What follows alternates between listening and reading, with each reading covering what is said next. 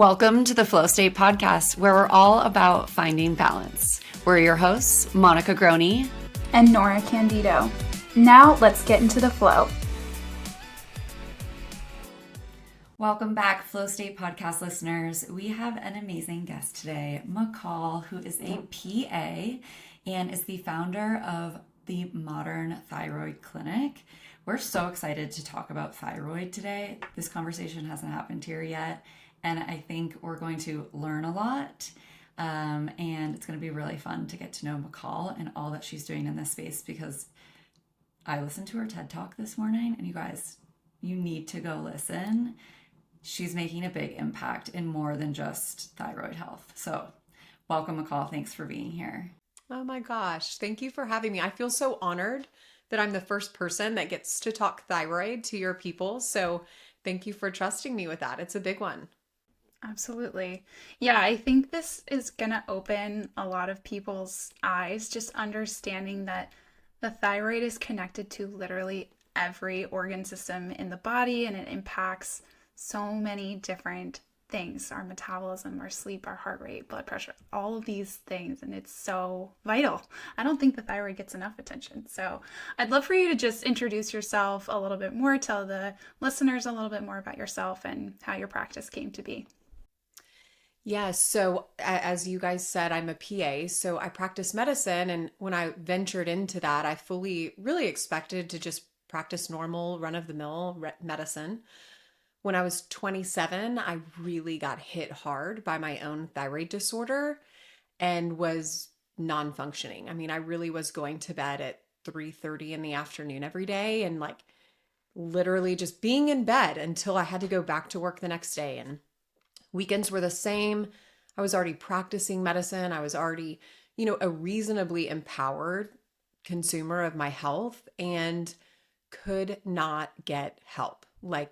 Could not be taken seriously, would not look deeper at my labs, just written off over and over and told that it wasn't a thyroid problem, and wasn't able to figure out that it actually was a thyroid problem until almost a year later, when I encountered the right person. Eventually, I got my life back in a very brief, short period of time. And after that, I was, consumed all I could about thyroid, and my physician became a mentor to me very, very quickly. And over the years, I just ended up treating a massive amount of thyroid people who spread my information all over the internet and, these massive thyroid advocacy platforms. And my patients really built Modern Thyroid Clinic unexpectedly for me. So now I get to, turn my pain into purpose and help women and men, but mainly women, get their lives back from something that is still so wildly misunderstood in medicine. Maybe we should dive right into that. Why do women experience thyroid disorder more so than men? Yeah. So women are hardwired. I mean, our physiology puts us at risk for autoimmune diseases. I think that's a big, big part of it. It's truly my belief, if you are a woman, especially if you're a woman with children, it's a matter of if, not when, you'll experience a thyroid condition with proper screening tools and techniques. So it's a massive, massive issue. Our immune system shifts in such a way to promote autoimmune disease. Hashimoto's is probably one of the very most common autoimmune diseases in general, but especially among women. And then I also see what I believe, in my opinion, is endocrine disruptors slowly just tear down our body's ability to produce and maintain adequate hormone levels as we age. So I think that's a bigger issue than is recognized so far. I think we're still heavily blaming Hashimoto's, but I can tell you, I have a high percentage of women who don't have Hashimoto's, whose thyroid glands are no longer functioning adequately anymore at earlier ages than we would anticipate. What is the main difference between a thyroid issue and Hashimoto's, which Hashimoto's is thyroid related? So that's such a good question, because it is, especially in the media, those two things are blended together and the lines are blurred and it becomes really confusing. So they're two distinct conditions. So Hashimoto's is an autoimmune condition where your body gets confused and it starts to mount an attack as if your own body is a foreign invader, and it mounts that attack on your thyroid gland. And so it starts to erode away that hormone secreting tissue and replace it with like scarry inflammatory tissue that doesn't work as well. It's just non-functional. And so slowly over time, that autoimmune disease often leads to something called hypothyroidism, which you can have from Hashimoto's or you can have without ever having Hashimoto's. And hypothyroidism is just the low output of your thyroid hormones. So it's, hey, now your body's not producing enough of these hormones. It's largely what drives the bulk of people's symptoms. People always think, oh, I have Hashimoto's, so I'm fatigued and foggy and all the things, when in reality, it's hypothyroidism driving those symptoms. Largely, it's just, in many cases, Hashimoto's creating the hypothyroidism piece of things. But they are definitely measured, diagnosed, and dealt with in two very, very different ways.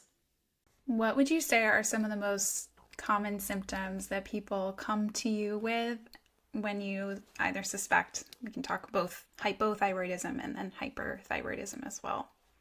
Yeah. So it is, symptoms that medicine really writes off in women, and they give a whole slew of excuses why women should feel this way when in fact we shouldn't feel The this medical way. gaslighting is so The real. medical gaslighting runs deep in general, but it is pervasive and ubiquitous in the field of thyroid. So, it's fatigue, it's brain fog, it's hair loss, it's dry skin, it's low libido, it's depression, it's cold intolerance, it's high cholesterol or blood sugar on your labs. When I was 27, the doctor tried to put me on Lipitor for my high cholesterol. That was literally a manifestation of my thyroid problem. Wow. Yeah. Weight gain. So, this inability, constipation. People diet, they exercise, they can't lose weight. And the doctor's like, you just need to diet more, exercise more. When in reality, there is no out lifestyling a thyroid problem. You are not going to be losing weight. Doesn't matter what you're doing virtually. So, it's all of those telltale signs that people get written off for depression, or, well, you have children at home, you're stressed, all those types of things, when in reality, it's very measurable, it's predictable, and it's solvable. It's very fixable. So it's kind of a sad state of affairs for a lot of women. Yeah, I love that in your TED talk where you said, like, my patients for the first 10 minutes of our conversation were talking about poop and, like, if they're pooping right. And we talk about poop a lot here too, so. Right. I mean, it's such like the whole basis of our health really is centered on our gut function, and it's just, yeah, it's an important one. I specialize in GI issues, so it's music to my ears. Right. You know it. I think it's really helpful to just share some of those most common symptoms, because a lot of people, if they might think it is more of a hormone disorder, so to speak, but it can still be a hormone issue. But what I often see is that there are other things in the body sending signals to the thyroid like, hey, we actually can't afford to expend these resources right now, and we need to slow everything the F down. That's why I start in the gut, is because a lot of times that inflammation or things that can be sending those signals, we need to clear it out while we're also supporting thyroid health too. Like, everything is communicating to each other in the body. They're not separate systems. Amen. Yeah. And your body will purposefully, just as you described, halt the activation of your thyroid hormones if it's stressed. And that will make you very, very tired, very, very symptomatic, because it wants you to lay down, rest, and recover. It actually doesn't want you to expend your calories. It wants you to hold on to them. So it can be tricky. You mentioned too that a lot of other doctors will tell people who are experiencing some of these symptoms, and especially the weight gain part, like, just keep working out, like, change your lifestyle more. What is your kind of process for first determining that what someone is actually dealing with is thyroid related. And then we can kind of go into like where you start to look first and make some changes.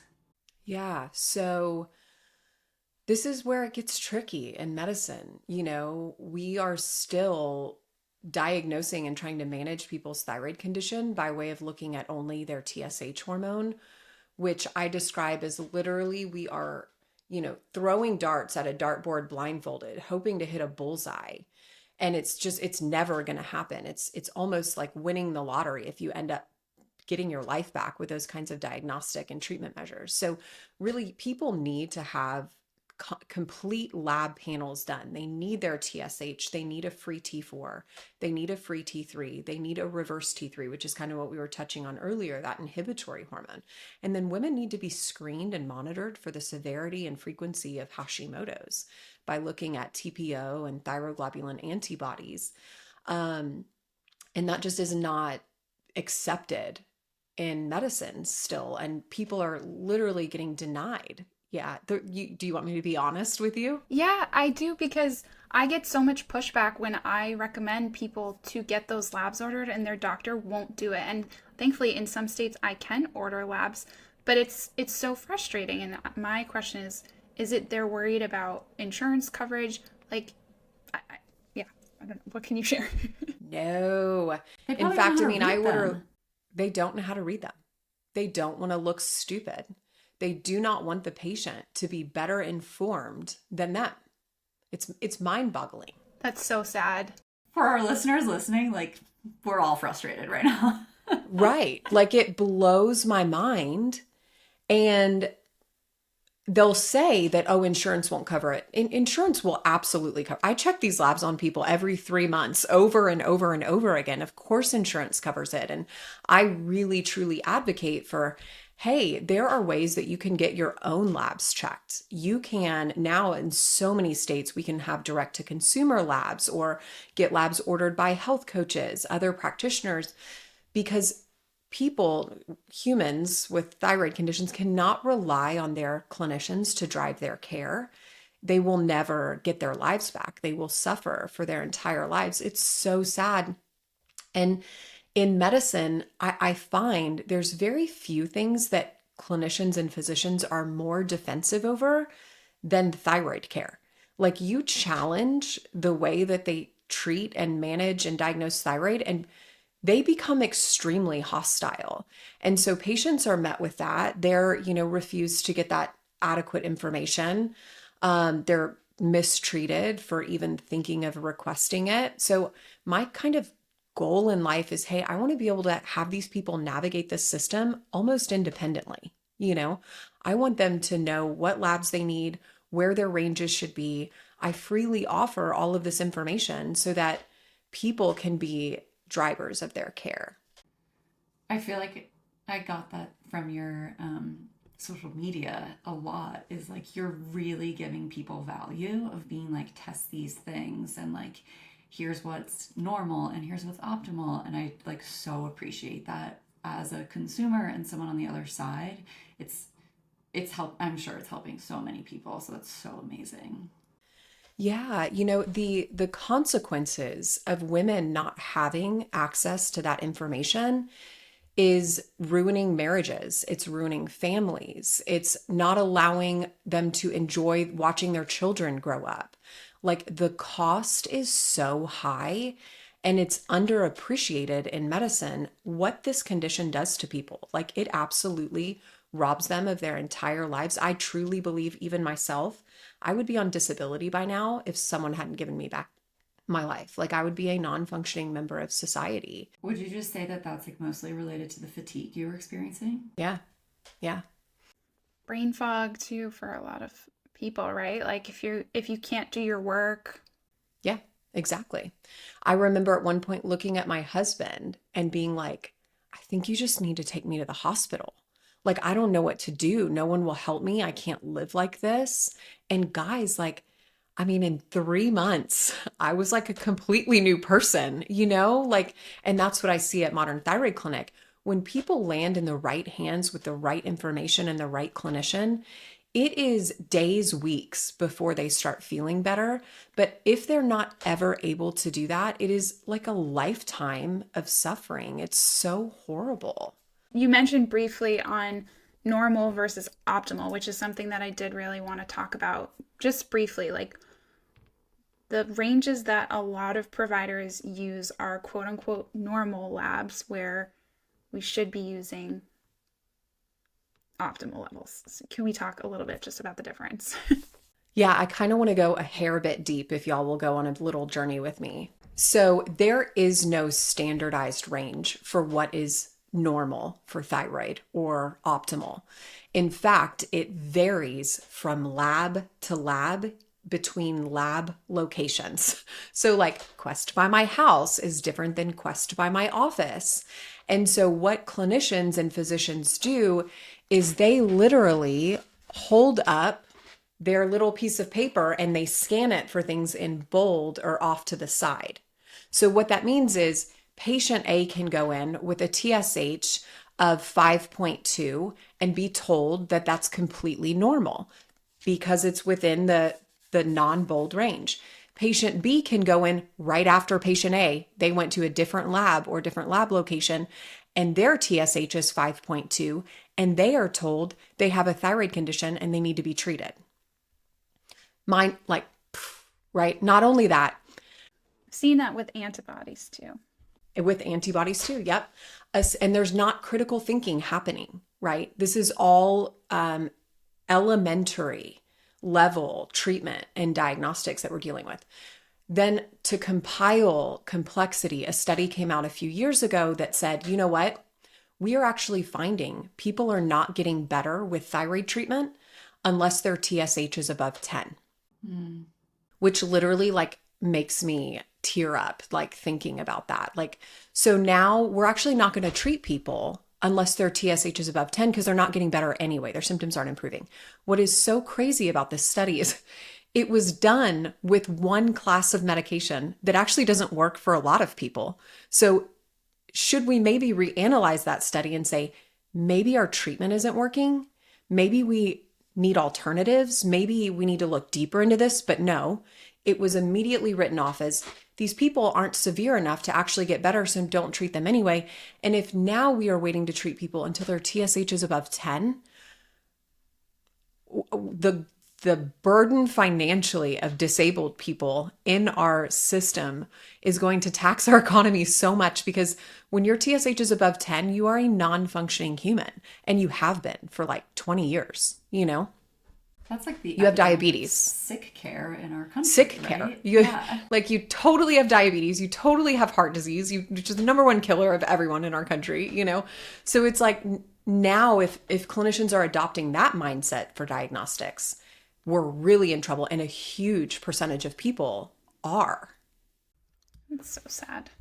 I know. So optimal. The part of the problem is just the way the medical system is set up too. It's not designed for people to have any specialty, and we can't expect our primary care physicians to know everything.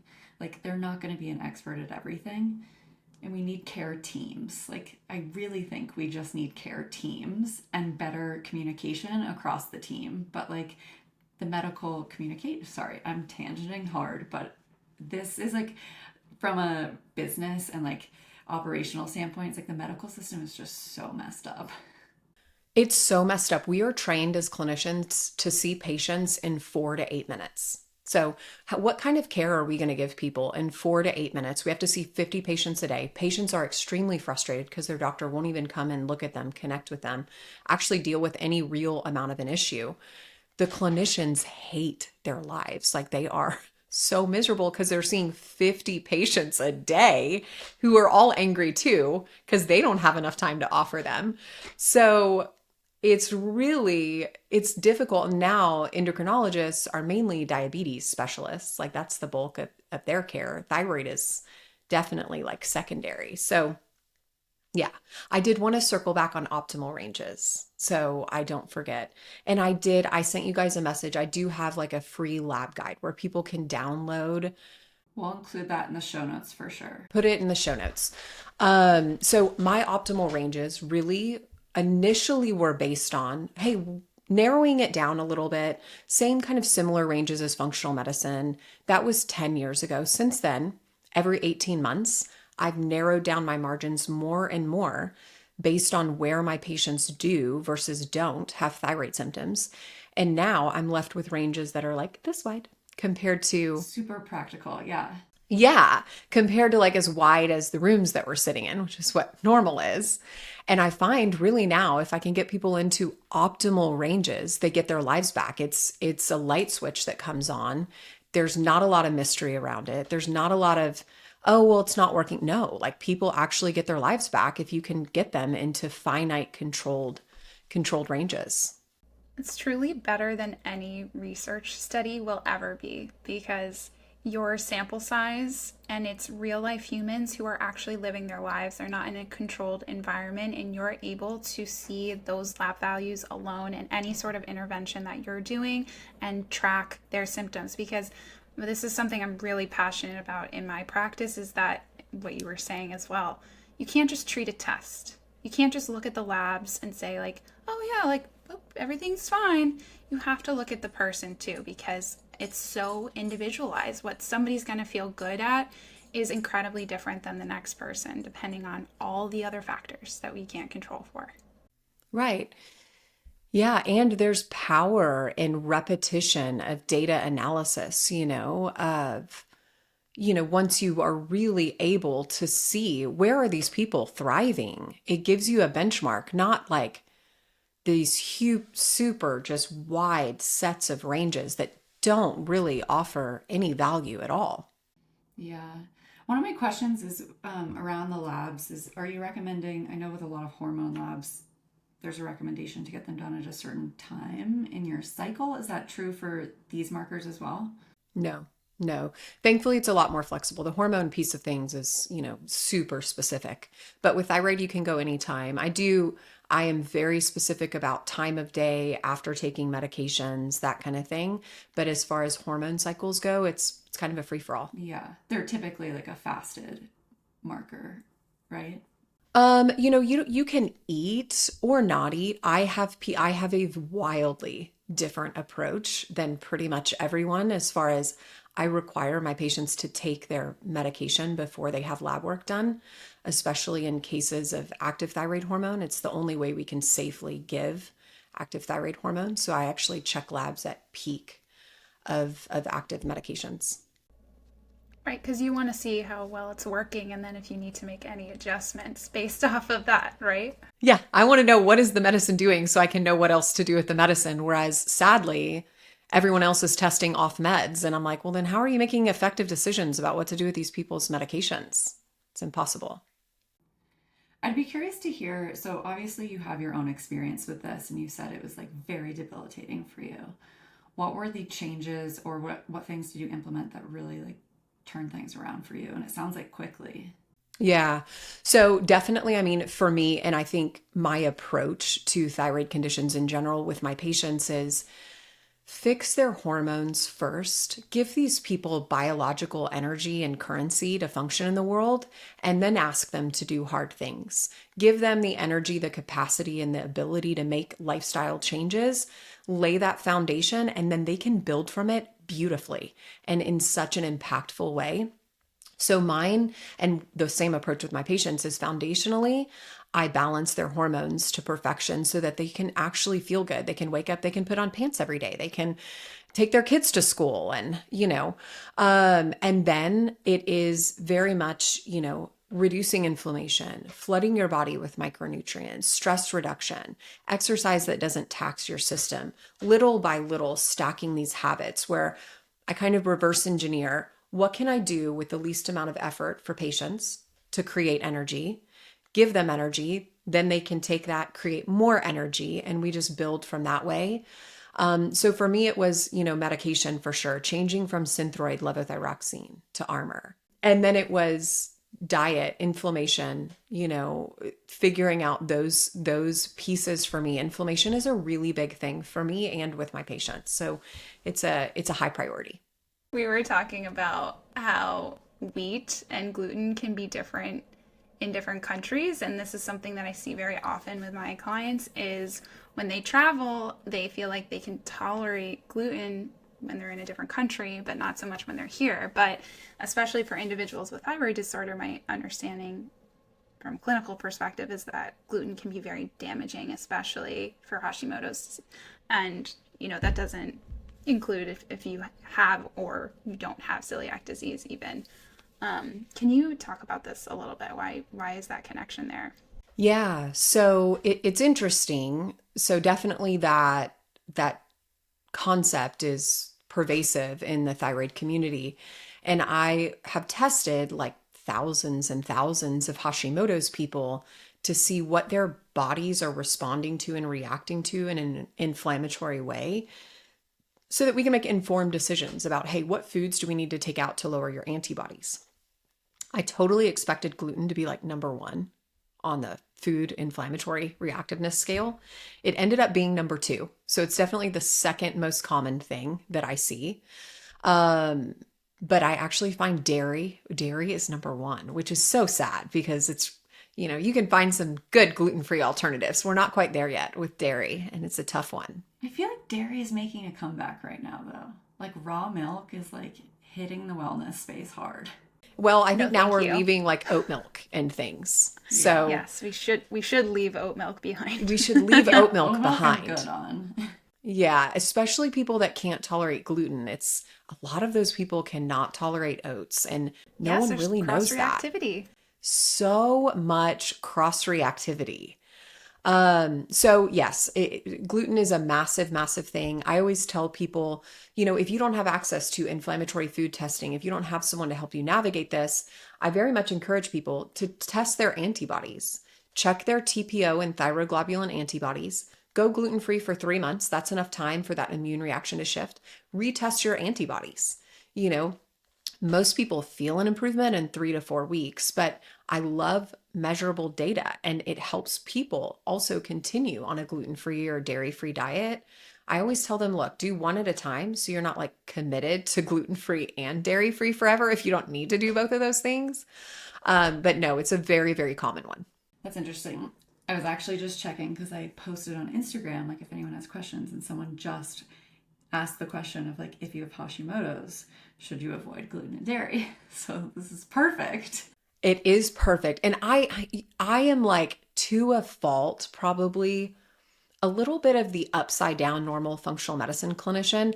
I try to not take anything from people unless they need to take it away. Yeah, I try not to over restrict. I think that's a bad habit that functional and integrative medicine has really gotten into. All of our heads are bobbing right now. Yeah, right? Like, and so many of my friends and like clinicians are, it's like you got to live in this tiny little box to feel like you're successful. And I don't want that for people. So I love testing, like test and retest, find measurable data. If it doesn't apply to you, don't do it. If you don't feel different, if your numbers aren't different, if you're not seeing changes, don't just create this food restriction if it's unnecessary, but it's definitely on the flip side a common one. Yeah. Let's talk maybe about from a nutrient perspective, because there are some really important nutrients when it comes to thyroid health that I think about, and a really big one is iodine. And I would love for us to just talk a little bit about that because I have a very hot take on sodium intake. And I always make sure that folks are using iodized salt as opposed to sea salt or Celtic salt, big flaky Malden delicious salt. But I don't think we actually get enough iodine from our natural foods. And this is something I'm really cognizant of. Interesting. Yeah. There is quite the divisive opinions on iodine in the thyroid community. You probably are so aware of that. There's kind of two big camps. Again, I am like a balanced approach person. Like I am not an extremist in pretty much any way, shape, or form. So I think people need adequate amounts of iodine. I don't think that people should be using excessive amounts of iodine, which there are some camps in the thyroid community that are just like flooding people with iodine. And really the reason I struggle with that is because it can certainly exacerbate Hashimoto's or Graves. Like overexposure to iodine can create severity flares or development of Hashi. But I think we all need like the amounts that we need to produce thyroid hormones to function, right? Like we need iodine. But it's interesting. The flip side is almost the iodine restriction concept, which really for the first time ever was put out by Dr. Alan Christensen a few years ago. And it sparked my curiosity where people restrict iodine. And I had some patients go on his protocol and I actually saw their antibodies massively reduce in very consistent ways. I know it was really fascinating. So I don't necessarily push that idea and concept the same way that I don't push the promotion of high doses of iodine, but I did see some data to back up what he proposes, which I do trust him and his science quite a bit. But What do you think like the mechanism behind that is like? yeah, you know what? He would spell it out to the biochemical nuance in his book. I literally have it here. It's called Yeah, the no, Thyroid I Reset want to check it Diet. out. Oh, that's Yeah, the awesome. Thyroid Reset Diet. So I can't tell you offhand, but it's pretty fascinating. And I was mind blown when my patients participated in it. I was like, wow. And I'd had data on them for years, and we'd kind of hit a stall point on their antibodies, and it got a couple of them into remission for sure. I would imagine different people, again, like everything is individualized, right? Like you might need one level of iodine for your system to feel like it can make an adequate amount or use the actual amount of thyroid hormone, whereas somebody doesn't feel that way. Like that makes sense to me. Let's not pretend that we are all set up the same, right? Like, let's not pretend that one thing works for everyone, because it's certainly like the one thing we can be sure of is that we are all biologically unique. So it's so frustrating, this idea in medicine and life that what works for one person should work for everyone. It's just not that way. I really love what you said a little bit earlier about providing your patients the foundation and then kind of adding the habits on top of that. Like in my business, that's like why I've created what I've created, is because I found something that gave me that foundation to be able to get the energy to go and do the other things. In your practice, do you see that as like that foundation being the medication? I do. Yeah. So it's interesting. And I don't think it's always that way, but the entry point to arrive at our practice is we're cash pay. People kind of have to do a lot of research to get there. We are not people's first, second, or third stop. So uniquely, by the time they get to us, they've kind of tried to do a lot of stuff already. Like they're not people eating fast food 4 days a week and wondering why they feel like crap. Like they are health conscious people who have desperately tried to fix their lives. And so they usually are missing that biochemical piece of support that when we just kind of flip that switch, they're like, bing. I mean, I saw a patient yesterday for her first follow-up. Literally, I've only changed her medication one time. And we always ask, hey, energy scale of 1 to 10. Before you saw us now, her energy was a 2.5 months ago. It's a 9 out of 10 now. 10's like perfect. Yeah. I'm like, tell me the things that have improved. She's like, my entire life is different. Like, you've changed my entire life. I'm like, tell me what things can improve. She's like, I would be crazy if I sat here and asked for more. I'm like, no, well, we're going to do more, but it's that if you just give people what their body is missing, what they can do with that is so profound. They want to do more with it. But when you blame them and you tell them they're not doing enough and it's their fault and clinicians aren't taking responsibility for that, it's a hopeless feeling for them, but it's also a hopeless outcome. And with medication around thyroid and or Hashimoto's, is it something that's long term, or is there a weaning? Like what does that look like? Good question. So I put people in kind of two different camps, right? One camp is, hey, these people have lost actual thyroid function. Their thyroid is not able to produce enough hormones anymore, either from Hashimoto's, right? So let's say 30% of their thyroid gland is gone. It's been eroded away from autoimmunity, or that slow decrease over time that I think is increasing with environmental toxins and things. So we lose function over time. We don't really get that back. So that those hormones need to be replaced. The loss needs to be offset permanently. The flip side is people that I call pure conversion disorder people. And those are people that we kind of danced around the conversation earlier of, hey, you know what? Inflammation doesn't allow you to activate your hormones. If your gut's out of whack, your body slows that activation and you're extremely symptomatic. If you're stressed, if you're micronutrient depleted, if you're not sleeping, if you're pregnant, if you're breastfeeding, if you're sick, those things, if fixed, allow your body to inherently and endogenously activate your hormones. You were producing enough, you just weren't able to convert them to a usable form. If we can intervene on those conversion mechanisms, a lot of times I still put those people on medication to, again, give them the ability to make those lifestyle changes. We make those lifestyle changes and then we can reverse engineer and they can successfully come off. So that's kind of the two sectors that I divide and kind of think about people in. Yeah, I've seen that often in my practice. Again, I'm not a thyroid expert. I defer to the experts. I don't do any sort of medication management, but I do help with the addressing the underlying issue, like the GI side of things. So I definitely see more of those people who have hypothyroidism without Hashimoto's, without the autoimmune level condition. But so important to do both. And I see that medication as a bridge for most of those people. And it's like a chicken or the egg situation, right? If your GI is sending signals to the thyroid and it can't function optimally, your thyroid is also not going to be helping your GI tract keep moving. So we need that support in the interim, or maybe, again, individualized, however long it is, but in order to get things moving again and functioning. It's Totally.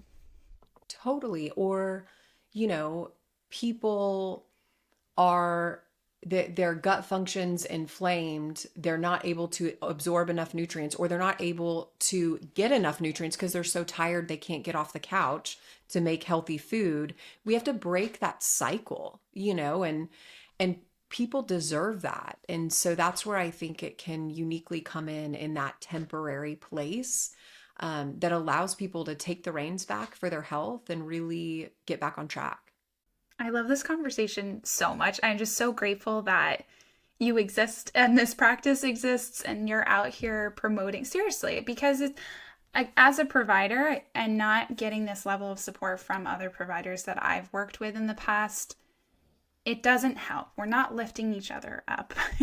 So by getting this message out there and, like you said, just giving people the information to be able to advocate for themselves. Like, unfortunately, that is what is needed. We have to be an informed patient. And I like to use the word agency, of just having some power, taking your health into your own hands. But I'm just really glad that you're sharing this. So thank you. Yeah, I'm so happy. Like, even when I was listening to y'all's podcast earlier this week, I was like, wow, I'm so happy there are other people. It's the same, sharing this similar viewpoints of balance, not extremism. Like, I think we need to shift our health and wellness atmosphere into this empowered, but not hyper vigilant, restrictive. We shouldn't expect people to do that to be successful in their health. If that's what it takes, there's something else going on, right? That needs to be addressed. Yeah, it's not sustainable. It's not realistic. And it's just propagating.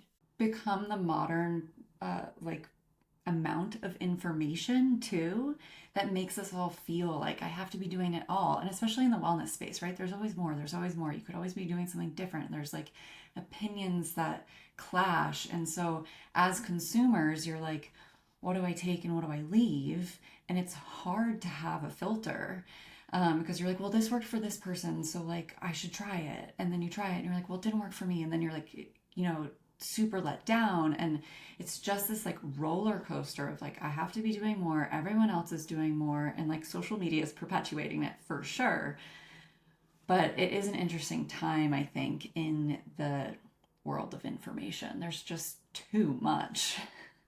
There is too much, and it's overwhelming. And then, they take something because they saw it on Instagram, and then they just keep taking it, and then they show up to my office and these people are literally on like 70 supplements. And I'm like, are these helping you? And they're like, I don't have any idea. And I'm like, oh goodness, this is like not realistic and sustainable. And I do love my supplements, but like, again, let's do it with balance. 100%. The last topic that I wanted us to touch on briefly, since obviously a lot of folks on this podcast are from a hormone perspective, is I see a big connection with fertility. And I would just love to hear your thoughts on the thyroid and hormone/fertility connection. For sure. So there's kind of two phases to that. One is the mother needs enough T3.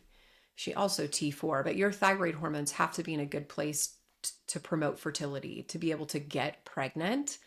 And it's a very, very common issue to start to lose your fertility, even at what regular medicine would consider not even having a thyroid problem.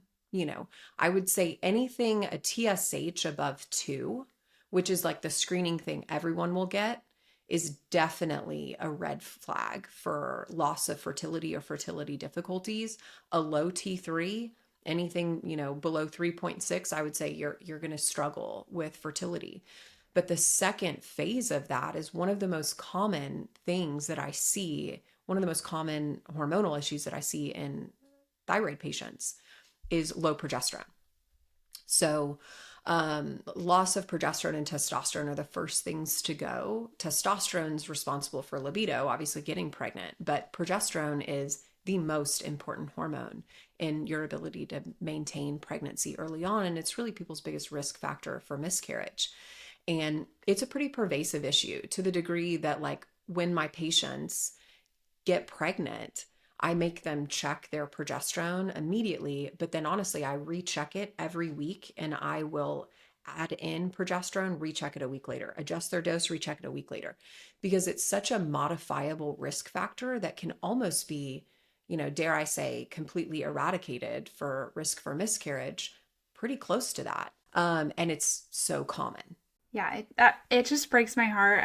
I've shared on the podcast I had a miscarriage in the spring of 2024, but just to share that it's so common for so many people, and even for someone who looks healthy and does, quote, all the right things, I really just wanted to normalize that for people, that it can still happen for whatever reason. But I do see this huge connection with suboptimal thyroid status, us lifestyle wise, just overworked, too much stress. That's going to send, again, all these signals to our thyroid, not going to allow our body to say, I'm in a position to expend the energy to create a human and sustain that and sustain myself.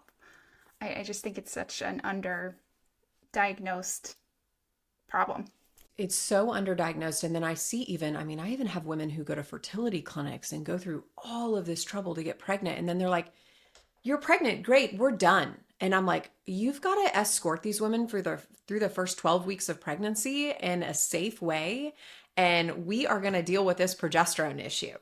Because it's very easy to address, but very much not being addressed. Yeah. I'm so glad that you're able to support people in that too. Like, you're not just helping them from the thyroid perspective. It's seeing them to completion of what is actually necessary in order to have the successful outcome.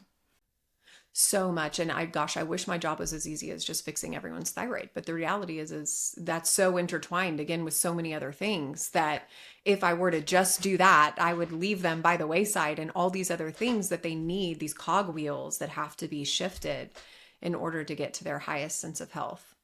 I'm curious on this topic. If someone's listening and they're like, okay, I'm trying to conceive, or I've recently conceived, and they want that support in tracking progesterone, basically, like, could they ask any doctor to be like, I want to test this weekly and get support here? Or like, where should they be seeking help on that aspect? Yeah, to be honest, I don't know anyone else that does that. Like, it's like I don't know a single other so important. Yeah, there's like such a need for it. There's such a need for it. Like, honestly, in our practice at Modern Thyroid Clinic, we feel so strongly about it. we treat our pregnant women for free because we don't want them to ever not come consistently for thyroid and hormone care throughout pregnancy because of money. That's our whole thing. It's so important. And so I would say you could theoretically ask, you should definitely ask your OBGYN for progesterone labs. The problem is most OBGYNs don't see people who are pregnant until they're 8 to 10 weeks pregnant. And then you're like so far into the risk category. So again, I advocate for, order your own labs, have a health coach order labs, see a functional medicine person. But again, even in the world of functional medicine, you have to drive your care. This is still evolving, and you want to be very informed. And I hear people on social media all the time say, well, why can't I just trust my doctor? I wish that you could. I wish it was that simple, but we're not there yet in a lot of aspects of medicine. And so you have to, unfortunately, still drive that care. Doctors just don't have the time to care either. Because like you said, they have 4 to 8 minutes, and they just. And our hormone, I mean, as a PA, but physicians are the same. Our training in hormone and thyroid is horrible. Not even getting into the lack of nutrition training and all of it. And you're much less the health training, right? We still have to also navigate being healthy because medicine will never teach us how to do that. Yeah. Well, this conversation has been amazing, and I feel like our audience is going to love this. So thank you so much for joining us. We do like to do a little lightning round at the end of every episode to have our community get to know you a little bit better. So we're just going to ask you 4 quick questions. You got it. First one is, what is your favorite meal to cook or consume? Yes. So my favorite one to cook is the easy, quick. Pasta, grass-fed beef, kale, red sauce, over palmini, because I am all about quick and easy. I don't know if you guys know about palmini. I'm such a fan. Y'all, my Texas comes out. So palmini is hearts of palm, but it's made into pasta. So it's a vegetable. It has so much fiber. It's so yummy. It's actually real pasta, but it's healthy, nutritious, fibrous. I saute it. Is there a brand, or where do we find this in the grocery store? You can find it at Whole Foods, but there's Palmini is the brand that I use. I love them. I'm obsessed with them. It is really good. It's so good. So I do that. I do a ton of salads too, but I'm after clinic, I'm tired. I have 6 children between me and my husband. So we have to feed some people and we've got to feed them quick. And it's my favorite go-to. Okay. Do you have a preferred morning or evening routine? I have a preferred morning routine. I'm a morning person. Yeah. What does it look like? Yeah, it's waking up. I take my thyroid, obviously. I do my little nutrients that kind of serve my brain, my cognition, my things. I'll go for a walk. I'll do Peloton. I do light movement to get my lymphatic system moving. I'm a thyroid person, so I'm constantly puffy. So I really think we have to train our lymphatic system. So that just makes me feel better, more clear, more alert. On a really good day, I'll meditate, but that probably only happens twice a week. Do you have a favorite period product? Ooh, I'm going to go super controversial here. My favorite period product is an ablation. So I do not have a period anymore. Women don't know about this, but if you have really, really heavy periods, my hormones were always reasonably balanced. It's not like I needed to adjust them, retest all the time. I've always had reasonably balanced hormones, but heavy periods, knew I did not want to have kids anymore. And so I went and had a uterine ablation, which actually doesn't disrupt your hormones at all. It literally just makes you not have a period anymore, which was life-changing for me. I was tired of spending 25% of my life on my period. Yeah. Wow. Super interesting. We're learning things. Last one. Is there a book that's had significant impact on you? Oh gosh. I mean, I would say probably the Four Agreements. That's a good one. Yeah, that's one that I'll read and reread for sure. And then I also love Glennon Doyle's books of all. Yes, I love them all. Love Warrior was like pretty life-changing for me. Love Warrior was really life changing for me. I remember reading that book and being in a dark place after for a long time. No, it's pretty intense. Yeah, but it's pretty powerful. I haven't read that one. I almost don't recommend it sometimes. Really? It was like, I don't know if I was just in an emotional, I don't know, it was wild. Yeah, no, it's pretty intense and it came to me at the right time, I think. I think I didn't Okay, listen well, to now it I'm even when it more came to me. intrigued. Yeah. Right? Read it. Okay. There's a caution. I'm putting a caution in front of Yeah, it, but fair. Yeah. You could always stick with the Four Agreements. You can't go wrong with that yeah. one. Well, McCall, thank you so much. Where can our audience find you? We will definitely put your thyroid lab guide in the show notes, but where else can everyone find you? So my favorite place to be is definitely TikTok. Really? Yeah, I love TikTok. It's my people. It's such a positive place, guys. So if you're not there, go there. It's fun. So you can find me at McCall McPherson on TikTok. You can also find me at McCall PA on Instagram. And then I have a thyroid advocacy platform called Thyroid Nation. I hang out there as well. Amazing. And you can always find me at Modern Thyroid Clinic, obviously. Obviously. And you're based in Austin, Texas, is that right? It is, but we are expanding nationwide, you guys. Really I mean, TikTok is what pushed me to do that. So many people need help and so many people cannot get help. So we are rolling out new states all the time. We're already in 5 or 6. We're adding new ones every month. Congratulations. That's so incredible. Oh, that makes my heart so happy. Me too. We're going to change so many lives, so many families. Congrats on all that you've done already, and thank you so much for joining us today. Yeah, thank you guys for having me. This was so much synergy. I really appreciate it. Yeah. Thank you.